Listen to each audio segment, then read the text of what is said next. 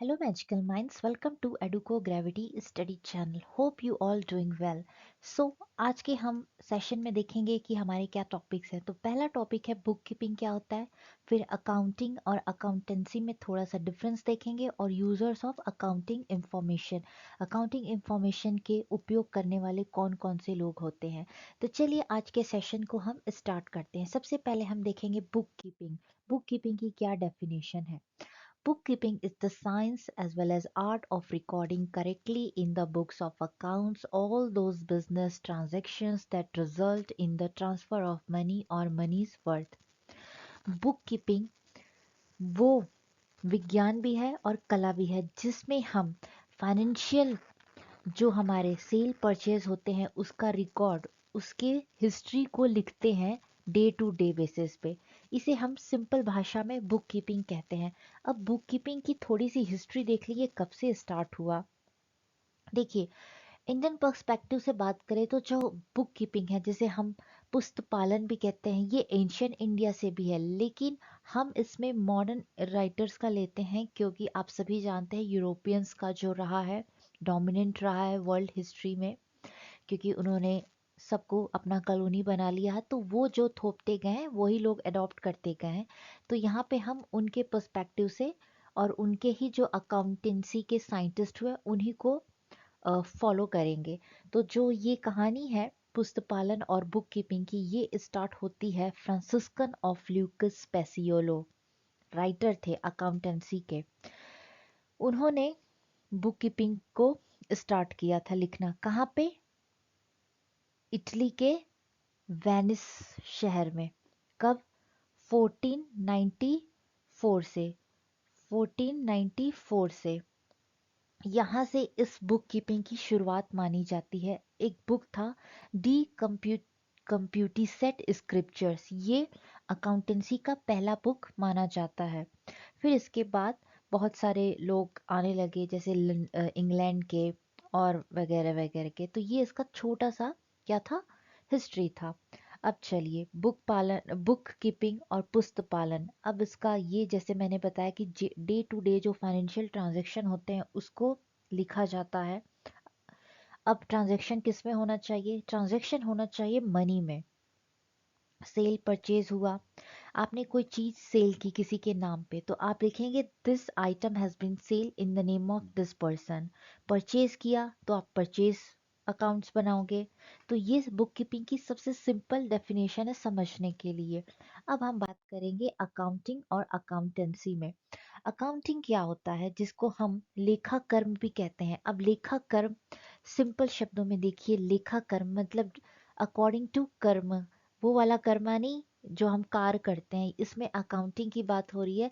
First step, second step, third step, फिर उसके बाद जैसे कि अकाउंटिंग का फर्स्ट स्टेप क्या होता है, रिकॉर्ड करना, डायरेक्ट लिखना, फिर क्लासिफाइंग करना कि क्या ये जो हमारा फाइनेंशियल ट्रांजैक्शन है, पहले क्या हुआ, सेल हुआ कि परचेज हुआ, इस तरह इसको प्रॉफिट लॉस ये सारी चीज़ों में क्लासिफाइंग करना। समराइजिंग, इसको छोटा बनाना कि जब हम इसको ओनर को, एम्प्लॉय को, या जो इसका मेन हेड है, जब उसे दिखाएं तो उसको वो डे टू डे बेसिस को तो लेके लंबा नहीं पड़ेगा, उसे एट द एंड शॉर्टकट में चाहिए, सिंपल शब्दों में कि क्या चीज़ कब पर्टिकुलर टाइम पे हुआ। तो ये उसको समराइज करता है और इंटरप्रिटेट करता है इसके रिजल्ट्स को, ओनर्स को, जो भी इसके यूजर्स होते हैं, इंटरनल एक्सटर्नल, इन सारे लोगों को। अब बात करेंगे अकाउंटेंसी। अकाउंटेंसी में हमें देखिए, अकाउंटेंसी क्या होता है, अकाउंटेंसी को भी हम लेखा कर्म ही कहते हैं। ये जो होता है इसमें हम सिस्टमैटिक नॉलेज के थ्रू अकाउंटेंसी के जो भी ट्रांजैक्शन होते हैं उसको लिखते हैं। मतलब कि इसके अपना अकाउंटेंसी में रूल रेगुलेशन है। ठीक जैसे मैंने बताया, बुक कीपिंग में आपने डायरेक्ट लिख दिया सेल, फिर परचेज, लेकिन अकाउंटेंसी के लिए कुछ रूल रेगुलेशन है, जैसे कि जर्नल्स बनाना, लेजर तैयार करना, trial balance, balance sheet, profit and loss account, ये सारी चीजें इसमें आती है। Accounting refers a systematic knowledge of accounting, systematic knowledge होना चाहिए इसको। फिर फाइनेंशियल ट्रांजैक्शन का होना चाहिए, मतलब कि पैसे में लेन देन होना चाहिए। ये तो इसका बेस पॉइंट होता है कि अकाउंटिंग में हम उसी चीज को इन्वॉल्व करते हैं जो फाइनेंशियल रूप में होता है, मतलब जो फाइनेंस के रूप में होता है, लेन देन में। अब पैसा हो गया, क्रेडिट हो गया, ये सारी चीजें। And how to maintain the books of accounts, और बुक्स ऑफ अकाउंट इसका बेस होता है। अब बुक्स अकाउंट के बेस पे ही हम अकाउंटेंसी को आगे बनाते हैं रूल वाइज, जैसे कि बताया ledger, trial balance, manufacturing account अगर फैक्ट्री का है, profit loss account, balance sheet, ये सारी चीजें इसमें आती है। होप आपको समझ में आ रहा होगा। चलिए अब इन थोड़े हम बात कर लेते हैं बुक कीपिंग और अकाउंटेंसी का क्या मेन डिफरेंस होता है। तो देखिए इसमें जो ट्रांजेक्शन होता है बुक कीपिंग में होता है जो स्टार्टिंग इनिशियल स्टेज पे लिखा जाता है, लेकिन अकाउंटेंसी में क्या होता है, इसमें चेक भी होता है कि जो हमने जनरल्स बनाए हैं वो सही है कि नहीं। ओके, पोस्टिंग क्या होती है, इसमें जनरल या इसकी जो इससे एसोसिएट पुस्तक होते हैं उसमें इसमें खाता बही में नॉर्मल पोस्टिंग की जाती है, लेकिन अकाउंटेंसी में जो पोस्टिंग हो रही है उसको चेक किया जाता है कि वो सही है कि नहीं। और फिर बुक कीपिंग में टोटल और बैलेंस को भी देखा जाता है, लेकिन अकाउंटेंसी में हम डायरेक्ट ट्रायल बैलेंस बनाकर इसको चेक करते हैं कि जो फाइनेंशियल ट्रांजैक्शन है सही है कि नहीं, ये सारी चीजें हैं।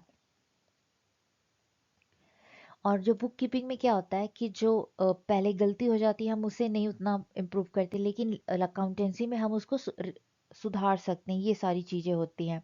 बुक कीपिंग में क्या आपका manufacturing account, profit loss account, ये सारी चीज़ें नहीं बनता, लेकिन अकाउंटेंसी में ये सारी चीज़ें बनाई जाती हैं। बुक कीपिंग के लिए स्पेशल नॉलेज की ज़रूरत नहीं है, अकाउंटेंसी के लिए स्पेशल नॉलेज की ज़रूरत होती है। ओके, तो ये इसके कुछ पॉइंट्स थे। अब हम बात करेंगे users of accounting information. Accounting information लेखा कर्म के जो सूचनाएं हैं वो कौन कौन लोगों के लिए होता है। देखिए दो तरह के इसके यूजर्स होते हैं, एक इंटरनल यूजर और दूसरा होता है आपका एक्सटर्नल यूजर्स। इंटरनल यूजर्स वो कहते हैं, उन्हें कहा जाता है जैसे कि ओनर्स हो गए, मैनेजमेंट हो गया, ये दो चीज इसमें आते हैं। जो इस पे इन्वेस्टमेंट करते हैं वो आपके ओनर हो गए।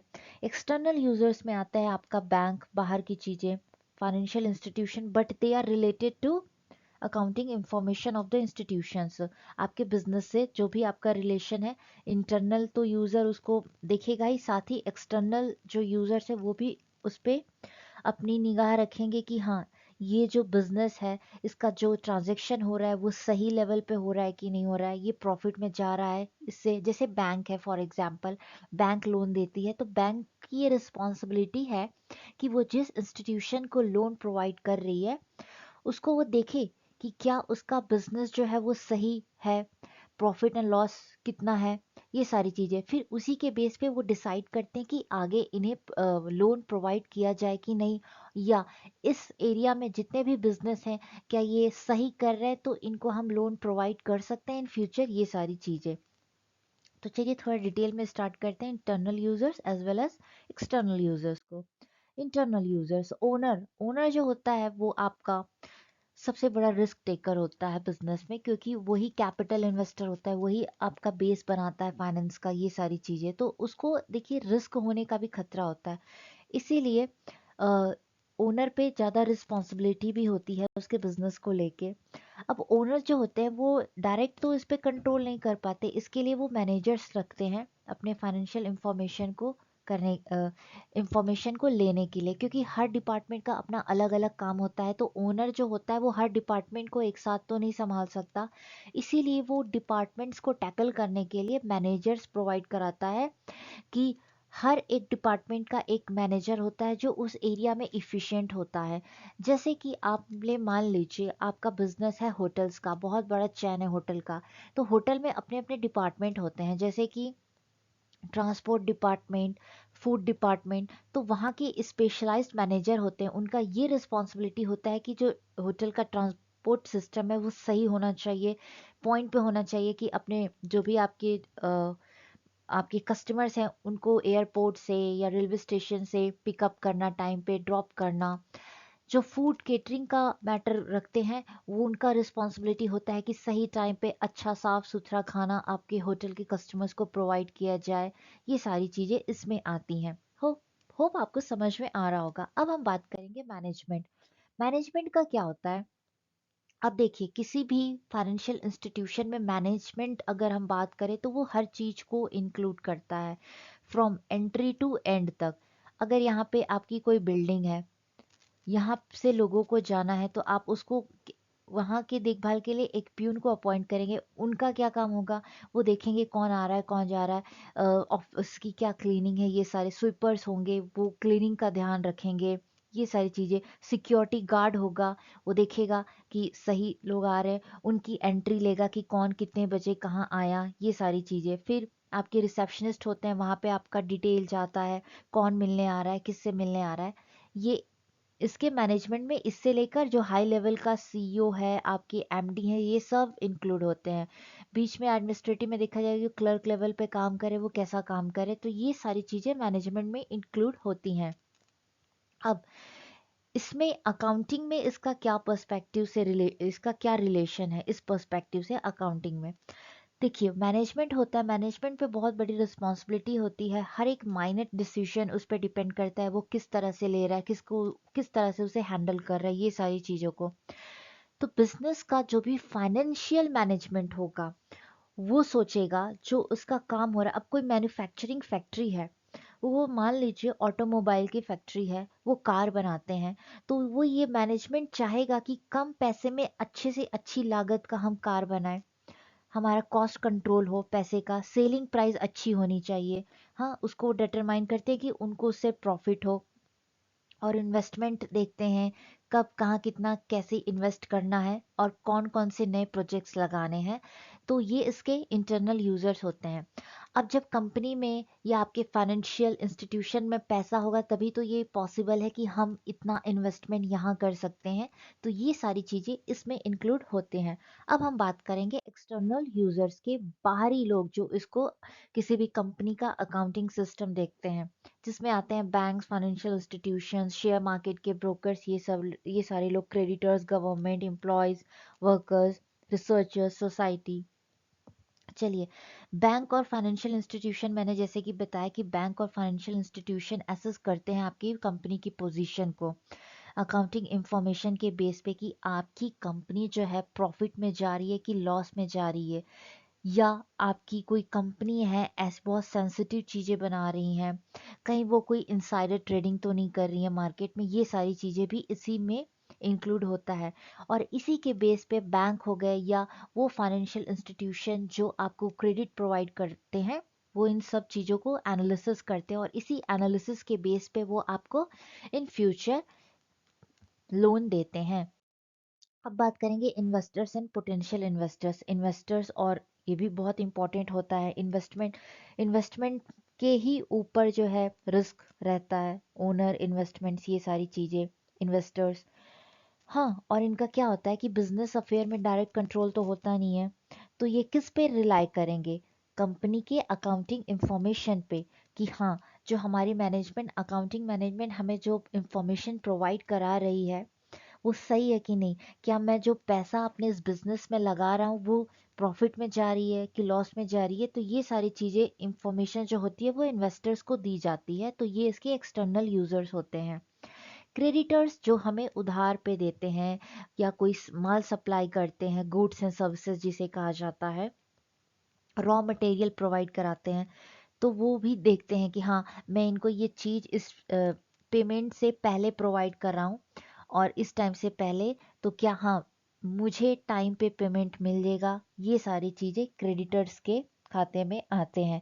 अगर सही टाइम पे उसको अपना क्रेडिट का पैसा मिल रहा है, तो वो हाँ आगे इन फ्यूचर वो प्रोवाइड कराते जाएगा आपको रॉ मटेरियल, और अगर नहीं तो उसको हाँ थोड़ा सा डाउट होगा कि भैया इस पे हम क्रेडिट दे कि ना दे, ये सारी चीज़ें।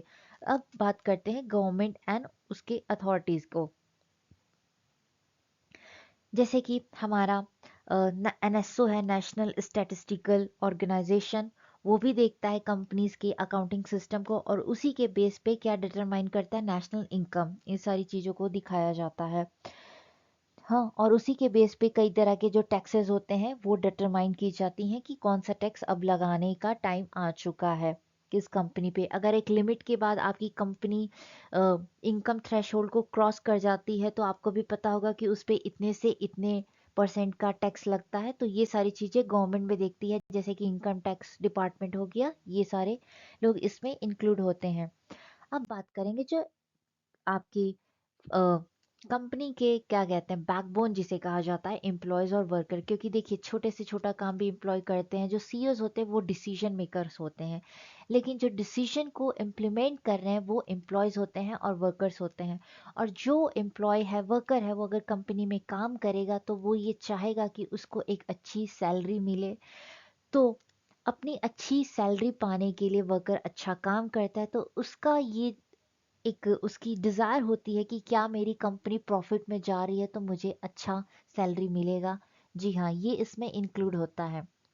एम्प्लॉयज़ एंड वर्कर्स, सैलरी के साथ इसमें जो एडवांस में आपको इनकम्स दी जाती वो सारी चीज़ें इसमें काउंट की जाती है।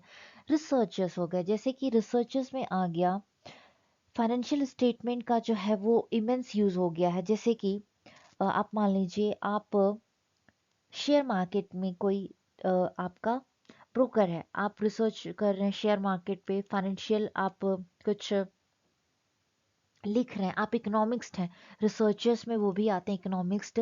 शेयर मार्केट के ब्रोकर्स होते हैं, वो भी कंपनी के अकाउंटिंग डेटा को एनालिसिस करके आपको बताते हैं कि हाँ ये कंपनी अच्छी है, फ्यूचर में आपको इसके आईपीओ से फ़ायदा होगा तो आप इनके शेयर्स को ले सकते हो कि नहीं, ये सारी चीज़ें। और सोसाइटी, सोसाइटी का भी अपना इसमें एक बड़ा रिस्पॉन्सिबिलिटी होता है, जैसे कि सीएसआर हो गया, ये सारी चीज़ें इसमें इंक्लूड होती हैं। अगर आपकी कंपनी प्रॉफिट कर रही है तो आपका ये ड्यूटी होगा कि आप अपनी कंपनी के कुछ पैसों को अपने सोसाइटी के कुछ अच्छे चीज़ पे लगाएं, स्कूल कॉलेज ये सब प्रोवाइड कराएं। तो ये सारी चीज़ें भी इसमें इंक्लूड होती हैं, जैसे कि educational facilities, protecting environment, protecting economic betterment के लिए जो पैसे दिए जाते हैं कंपनी को अंडर सीएसआर के थ्रू, वो इसमें इंक्लूड होता है। तो चलिए, ये तो रहा आपका एक्सटर्नल यूजर्स, ये सारी चीज़ें। होप आपको समझ में आया होगा, मैंने सिंपल से सिंपल भाषा में समझाने की कोशिश की है ये टॉपिक को। तो मिलते हैं नेक्स्ट सेक्शन में, तब तक के लिए थैंक यू वेरी मच।